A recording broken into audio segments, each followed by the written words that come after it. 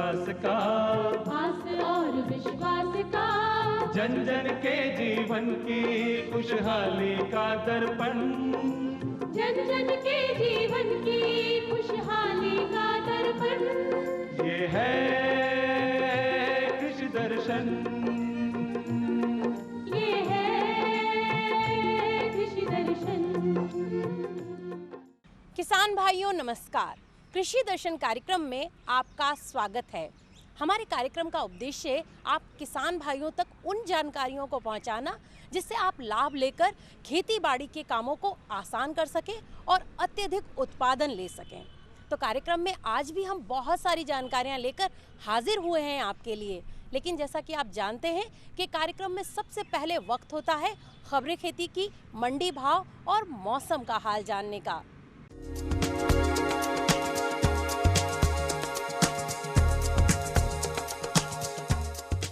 किसान भाइयों नमस्कार। खबरें खेती की में आप सभी किसान भाइयों का स्वागत है। आइए सबसे पहले एक नजर डालते हैं आज की खास खबरों पर। प्रधानमंत्री मोदी ने किया कैच द रेन अभियान का शुभारंभ। कृषि विभाग की पीओपी में शामिल हुई धान और उड़द की नई किस्म और कृषि वैज्ञानिकों ने किया बीज उत्पादन का अवलोकन। प्रधानमंत्री नरेंद्र मोदी ने कैच द रेन अभियान का वर्चुअल शुभारंभ किया। इस मौके पर प्रधानमंत्री मोदी ने राजस्थान और गुजरात में जल के महत्व को जनप्रतिनिधियों को समझाया। विश्व जल दिवस पर प्रधानमंत्री नरेंद्र मोदी ने वर्षा जल संरक्षण की अपील देशवासियों से की है। वर्षा जल संग्रहण के लिए कैच द रेन अभियान की शुरुआत की। यह अभियान पूरे देश में जल शक्ति मंत्रालय के द्वारा 22 मार्च 2021 से 30 नवंबर तक संचालित किया जाएगा। प्रधानमंत्री मोदी जल संरक्षण संबंधित मुद्दों को लेकर ग्राम पंचायतों के प्रतिनिधियों से भी रूबरू हुए। उन्होंने कहा कि आदिवासी पानी का जितना महत्व समझते हैं शायद ही कोई समझता है। राजस्थान के भीलवाड़ा जिले के जहाजपुर के वार्ड पंच किशोर कुमार शर्मा से भी प्रधानमंत्री मोदी ने बात की। पीएम मोदी ने कहा कि राजस्थान और गुजरात वाले पानी की दिक्कत क्या होती है यह बचपन से समझ जाते हैं, इसलिए मैंने जल शक्ति और जल क्रांति का जिम्मा केंद्रीय मंत्री गजेंद्र सिंह शेखावत को सौंपा है। पीएम मोदी ने कहा कि यह अभियान एक जल आंदोलन के रूप में चलाया जाएगा। धान और उड़द की नई किस्म को कृषि विभाग के पैकेज ऑफ प्रैक्टिसेस में शामिल करने का निर्णय लिया गया है। हाड़ौती संभाग के किसान इन किस्मों की खेती कर सकेंगे। कृषि अनुसंधान विस्तार सलाहकार समिति की बैठक कई सिफारिशों के साथ संपन्न हुई। इस बैठक में खरीफ फसलों से जुड़ी विभिन्न सिफारिशें कृषि वैज्ञानिकों ने की हैं। इनमें धान और उड़द की नई किस्म को कृषि विभाग के पैकेज ऑफ प्रैक्टिसेस में शामिल किया गया है। नई किस्मों में धान की पूसा 1592 और उड़द किस्म प्रताप उड़द 3 शामिल है। क्षेत्रीय निदेशक अनुसंधान डॉक्टर NL मीणा ने बताया कि धान किस्म पूसा 1592 खुशबूदार किस्म है। यह किस्म 130 से 135 दिन में पककर तैयार हो जाती है और प्रति हेक्टेयर 45 से 50 क्विंटल तक उत्पादन देती है। वहीं प्रताप उड़द 3 किस्म 72 दिन में पककर तैयार हो जाती है। यह किस्म पीला मोजेक रोग रोधी है। प्रति हेक्टेयर 11 से 13 क्विंटल उपज इस किस्म से मिलती है। जर्क बैठक में नई किस्मों के साथ फसल सुधार की 2, फसल उत्पादन की 6, उद्यानिकी की 3 और फसल संरक्षण की 1 तकनीक का अनुमोदन भी किया गया। SKN कृषि विश्वविद्यालय जौबनेर के कृषि वैज्ञानिकों ने रबी फसलों के बीज उत्पादन प्रक्षेत्र का अवलोकन किया। कृषि अनुसंधान उपकेंद्र कुम्हेर के कृषि वैज्ञानिकों से बीज उत्पादन की जानकारी भी ली। किसानों तक उत्तम गुणों वाला बीज पहुंचाने के लिए कृषि अनुसंधान केंद्रों पर बीज उत्पादन किया जाता है।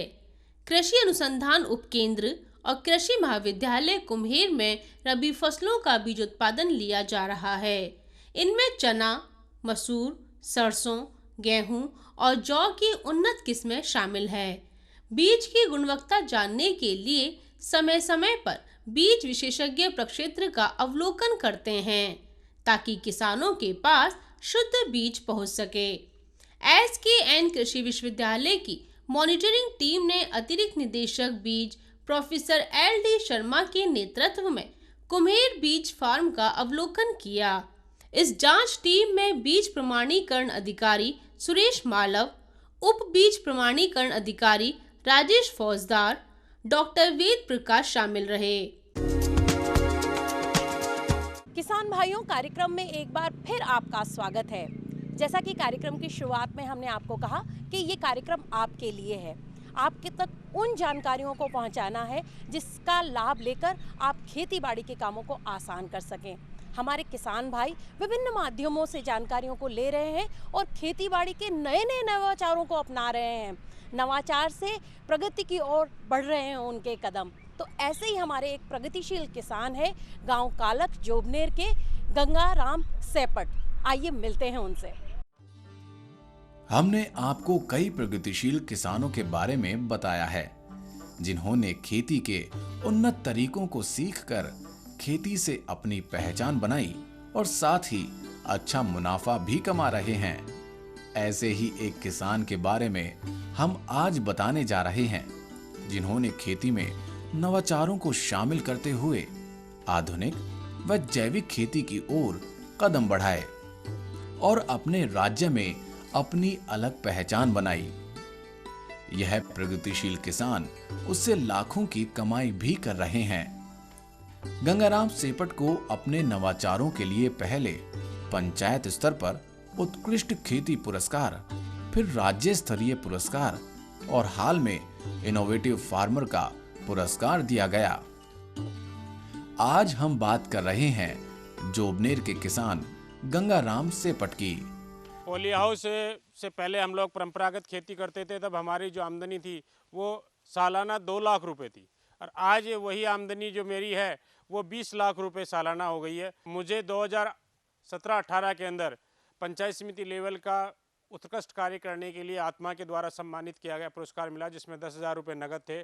और 19-20 के अंदर मुझे राज्य स्तरीय जो पुरस्कार है उत्कृष्ट खेती का जैविक क्षेत्र में उत्कृष्ट कार्य करने का पुरस्कार है वो मुझे मिला है और उसमें 1 लाख रुपए नगद हैं। जिस अभी हाल ही में 27 फरवरी 2021 को पूसा कृषि विज्ञान जो मेला था उसके अंदर कृषि राज्य मंत्री श्री कैलाश जी चौधरी भारत सरकार द्वारा मुझे इनोवेटिव फार्मर के रूप में पुरस्कृत किया गया है। आज के युग में जैविक खेती की ओर कदम बढ़ाने का मतलब है अन्नदाता का वरदान समाज को मिलना। समाज को स्वस्थ रखने के लिए जैविक खेती और उसके उत्पाद बेहद जरूरी हैं। इसकी प्रेरणा मैं 2000 से स्कूल चलाता था। स्कूल में मैगजीन आता था, मैगजीन के अंदर मैंने पढ़ा 2012 के अंदर कि पंजाब के अंदर बहुत सारी कैंसर के रोगी बढ़ रहे हैं। तो उसका कारण मैंने जाना तो पता चला कि वहाँ पर बहुत अधिक मात्रा में केमिकल फर्टिलाइज़र और पेस्टिसाइड और इंसेक्टिसाइड का उपयोग किया जा रहा है। इस वजह से वहाँ पर कैंसर रोगियों की जो तादाद है वो बढ़ती जा रही है और उसी से मैं प्रेरित होकर मैंने ये निर्णय लिया और कि हमें जैविक खेती करनी है। संरक्षित खेती और सौर ऊर्जा के उपयोग ने गंगाराम सेपट की कई समस्याएं हल कर दी। ड्रिप इरिगेशन के साथ साथ सेपट ने अपने खेतों में फार्म पॉन्ड बनवाया जिससे वह तकरीबन 75 लाख लीटर पानी का संग्रहण कर रहे हैं। इस फार्म पॉन्ड में सेपट मछली पालन भी कर रहे हैं। हम लोग बरसात का जो है पानी भी इकट्ठा करते हैं, एक एक बूंद जो है हम संरक्षित करते हैं। जो इसमें फार्म पॉन्ड के अंदर है लगभग 75 लाख लीटर हम पानी का संरक्षित करते हैं। इसके अंदर 7 प्रकार की मछलियां हैं जिसमें 3 प्रकार की विदेशी मछलियां हैं और साथ में हम लोग सोलर जो पैनल है उसका उपयोग करते हैं। जब दिन के अंदर जब बिजली नहीं आती है तब इसका उपयोग किया जाता है। साथ ही हम बिजली की बचत भी करते हैं क्योंकि बाहर से बिजली की आवश्यकता नहीं है, क्योंकि हमें जब भी पानी देना होता है हमें सूर्य देवता की जो सौर एनर्जी है उसका उपयोग हम इसके अंदर करते हैं। जो खेत का वेस्टेज पदार्थ होता है यानी खेत का जो कचरा है, जो खरपतवार है, जो भी हमारे पास में फसल के बचे हुए अवशेष हैं वो हम मछलियों को भोजन के रूप में देते हैं। साथ ही सरसों की खली है और जो बाजरा है वो हम लोग इसके अंदर देते हैं।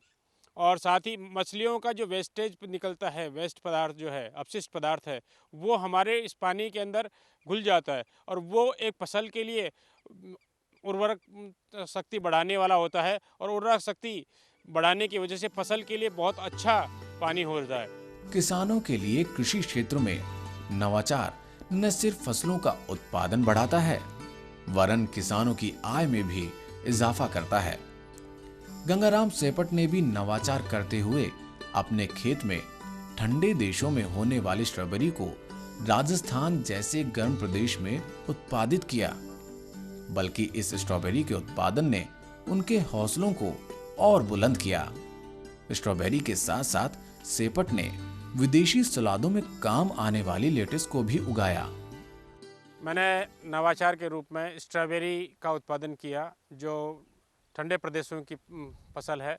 उसको मैंने राजस्थान के मरुस्थल में उगाया है और यहाँ पर मैंने इसका अच्छा उत्पादन लिया है।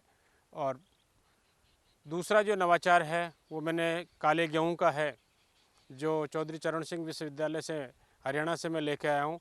और इसमें बहुत अधिक मात्रा में ग्लोबिन पाया जाता है, जो मोटापे और डायबिटीज़ के पेशेंटों के लिए रामबाण औषधि के रूप में काम में आता है। तीसरा नवाचार के रूप में मैंने बहुवर्षीय चारे जो हैं झांसी विश्वविद्यालय से लेके आया हूँ, जो चारा अनुसंधान केंद्र है वहाँ से, जो 7 प्रकार के जो चारे हैं, जिसमें नेपियर घास है, कोब-5 है, सुपर नेपियर है, TSS है, कैन घास है और गिन्नी घास है। इनको मैं उनमें से जो अपने यहाँ के वातावरण के अनुसार जो सूट करेंगे उनको मैं ट्रायल के रूप में उनको लगा रहा हूँ और उसको अगले साल जो यहाँ के किसानों के लिए मैं उपलब्ध करवाऊँगा। नवाचारों के साथ प्रगतिशील किसान लगातार इस बात का ध्यान रखते हैं कि कौन सी फसल कितने दिन में तैयार होगी, जिससे उनकी आय के स्रोत में भी कमी नहीं हो। इसीलिए सेपट अपने खेतों में खीरे की खेती करते हैं, जिसके दाम भी उन्हें मिल जाते हैं और खीरा का उत्पादन भी 35वें दिन शुरू हो जाता है। खीरे की खेती करने का मुख्य कारण यह है कि खीरा जो है वो 35वें दिन इसका उत्पादन जो है वो चालू हो जाता है और लगभग 120 दिन की फसल है। जबकि हम टमाटर है, शिमला मिर्च है या अन्य कोई भी फसलें लेते हैं तो उसमें 3 महीने तक तो केवल कायिक वृद्धि होती है, वो केवल बड़ा होता है, उसके अंदर हार्वेस्टिंग कुछ भी नहीं होता है, यानी उत्पादन कुछ भी नहीं होता है और उस टाइम पर हमारे पास में पैसों का जो है आमदनी कुछ नहीं होती। जबकि खीरे के अंदर जो है 35वें दिन से हमें बाज़ार में उसको बेचना स्टार्ट कर देते हैं और उससे हमें आमदनी मिलने लग जाती है। साथ ही एक कारण और भी है कि क्योंकि टमाटर का जो भाव है वो कभी 2 रुपये किलो भी बिकता है तो कभी 100 रुपये किलो भी बिकता है। जबकि खीरे का जो भाव है वो लगभग इस तरह रहता है, 20 रुपये से लेकर 30 रुपये के बीच में इसका हमेशा इसका भाव रहता है। जहाँ तक होता है हम लोग, क्योंकि पॉली हाउस जो है उसमें सभी कीट पतंगों और रोगों के लिए उचित एनवायरनमेंट मिल जाता है, तो उचित एनवायरनमेंट मिलने की वजह से वो बड़ी तेज़ी से ग्रो करते हैं। तो हम लोग जहाँ तक कोशिश ये करते हैं कि शुरुआती अवस्था के अंदर इसमें रोग और कीट और बीमारियां जो है आए ही नहीं, इसलिए हमें प्री स्प्रे करते हैं, वो जैविक कल्चर्स का स्प्रे करते हैं। जैसे अगर कोई रस की चूसने वाला कीड़ा है तो उसके लिए मेटाराइजिया है, वोवेरिया बेसियाना है, बेसिलस है। साथ ही हम लोग जैविक काढ़ा हमने बना रखा है, उसका स्प्रे करते हैं। उसके अलावा गो कृपा जीवामृत है बना रखा है, उसका हम स्प्रे करते हैं। तो और इसके अलावा पंचपर्णी बना रखे हैं हमने, जो 5 पौधों की पत्तियां हैं उनको सड़ा गलाकर अच्छे से तैयार किया हुआ है, उसका भी हम स्प्रे करते हैं, जिससे इनके ऊपर रोग और कीट कम से कम आते हैं। गंगाराम सेपट ने अपने खेतों की उर्वरकता बढ़ाने और फसलों को कीट और अन्य रोगों से बचाने के लिए जैविक खाद, जैविक काढ़ा आदि बना रखे हैं। सेपट ने किसान मित्र कीट भी अपने यहाँ पाल रखे हैं, जिससे उनकी फसलों को रोग लगने से रोका जा सके। गंगाराम सेपट बताते हैं कि ये मेरे पास में बायोकल्चर्स है, जिसमें एक में डीकम्पोजर है, साथ में ट्राइकोडर्मा है। ट्राइकोडर्मा जो है हानिकारक जो फफूंद को नष्ट करने का काम करता है। सुडोमोनास है, ये भी फंगस को, ये बैक्टीरिया है लेकिन फंगस को कंट्रोल करने का काम करता है। बेसिलोमाइनस लिलिनस है, ये जड़गांठ जो सूत्रकृमि है उसको रोकने का काम करता है। इसके अंदर जैविक काढ़ा है, वो किसी भी रोग और कीट के लिए स्प्रे करते हैं। इसके अंदर पीएसबी कल्चर है, जो हमारी ज़मीन में लाखों वर्षों से या पहले से बहुत सारा फास्फोरस पड़ा हुआ है, उसको अवेलेबल फॉर्म में उपलब्ध करवाने के लिए पीएसबी कल्चर है। इसके अलावा इसमें मेटाराइजिया है, ये भी रस चूसने वाले जो कीड़े हैं उनके लिए हम काम में लेते हैं। साथ में ववेरिया बेसियाना और वर्टिसिलियम है, जो हम रस चूसने वाले कीड़े हैं, और साथ में जो सफ़ेद लट होती है और दीमक होती है उसके काम में लेते हैं। और ये सारे के सारे जो इनके स्पोर्स में लेके आता हूँ और मेरे यहीं पे मैं इनको डेवलप करता हूँ और इनका उपयोग मैं करता हूँ। जैविक खेती के तौर तरीकों के लिए उन्होंने पहले तो दादा और पिता से जानकारी हासिल की। उसके बाद उन्हें साथ मिला कृषि विज्ञान केंद्र, राष्ट्रीय मसाला अनुसंधान केंद्र और कृषि विश्वविद्यालय व कृषि विभाग की ओर से किसानों के लिए आयोजित की जाने वाली कार्यशालाओं का। मुख्य रूप से क्योंकि मैं यूनिवर्सिटी के साथ मैं जुड़ा हुआ हूँ और कई सालों से मैं उनका जो जहाँ पर भी कोई ट्रेनिंग प्रोग्राम होता है SKN एग्रीकल्चर यूनिवर्सिटी का, तो मैं उसमें जाता हूँ और जो भी मुझे वहाँ से ज्ञान मिलता है उसके बारे में मैं खेत में जो नई टेक्नोलॉजी मिलती है उसके बारे में मैं यहाँ पर अपने खेत में अप्लाई करता हूँ। कहते हैं ना कि हर व्यक्ति की सफलता के पीछे एक महिला का हाथ होता है। गंगाराम सेपट के साथ भी ऐसा ही है। उनकी पत्नी सुमन सेपट भी इस आधुनिक खेती में उनका पूरा साथ देती हैं। कृषि के तौर तरीकों से वाकिफ सुमन सेपट न सिर्फ खेतों की सार संभाल करती हैं, वरन पशुधन का भी ख्याल रखती हैं। हम जो ये खेती बाड़ी करते हैं सर, उनके साथ ही हम सारा इनकी देखरेख में, जैसे ये बताते हैं, इनकी गाइडलाइन में हम अपने खेत का काम करते हैं।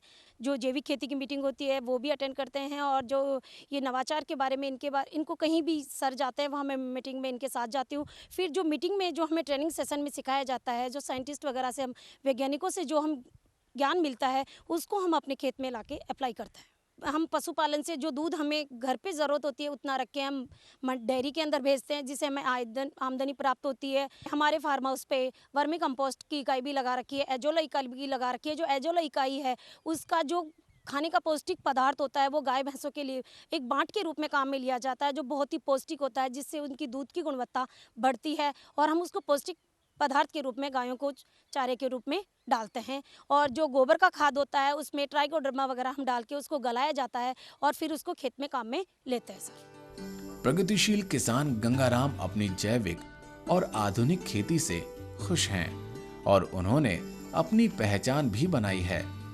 लेकिन गंगाराम सेपट की एक मांग है। उनका कहना है कि ऐसे किसान जो कि जैविक खेती में रजिस्टर्ड हैं, उन्हें सरकारी मंडियों में एक स्थान अलग से दिया जाए। क्योंकि हम लोग ऑर्गेनिक करते हैं तो ऑर्गेनिक को बेचने के लिए मैं सरकार से बार बार निवेदन करता हूं कि साहब हमारी जो ऑर्गेनिक सब्जियां हैं उनको बेचने के लिए हमें प्लेटफार्म अवेलेबल करवाया जाए।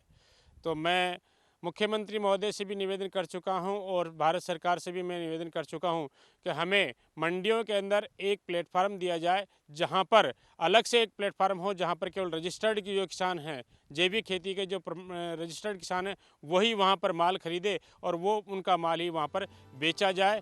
तो देखा आपने, कृषि क्षेत्र में नवाचारों का सिलसिला आपके अपने क्षेत्र में पहचान दिलाता है। कृषि वास्तव में वैज्ञानिक दृष्टिकोण पर निर्भर है।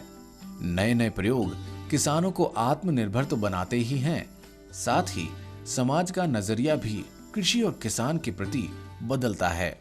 मैं सभी किसान भाइयों से निवेदन करना चाहूँगा कि हमारे पास में पानी की कमी है, इसलिए हमें सभी को वर्षा जल को संग्रहित करके बूंद बूंद सिंचाई के द्वारा हमें खेती करनी है। साथ ही हमें केमिकल वाली जो है खेती करने से दूर जाने, रासायनिक यानी खेती से हमें दूर जाकर हमें जो पूर्व परंपरागत जो जैविक खेती है उसकी तरफ हमें जाना है। और उसी से हमें स्वस्थ, हमारा धरती माता जब स्वस्थ होगी तो हमारा जीवन भी स्वस्थ होगा और अधिक उत्पादन हमें मिलेगा। किसान भाइयों, देखा आपने गंगाराम सेपट ने किस प्रकार के नवाचारों को अपनाया है और न केवल उन्होंने खेती बाड़ी के कामों को आसान किया, अपना उत्पादन भी अधिक बढ़ा लिया है।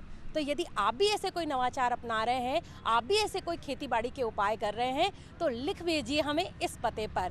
कृषि दर्शन कार्यक्रम, DD राजस्थान, झालाना डूंगरी, जयपुर। आप हमें अपने सुझाव ईमेल भी कर सकते हैं। हमारा ईमेल आईडी है krishidarshanjaipur@gmail.com। किसान भाइयों, हमारा उद्देश्य आप तक बहुत सारी कृषि जगत की जानकारियाँ पहुँचाना है। तो हम फिर हाजिर होंगे बहुत सारी जानकारियाँ लेकर आपके लिए, लेकिन तब तक के लिए दीजिए हमें विदा। नमस्कार।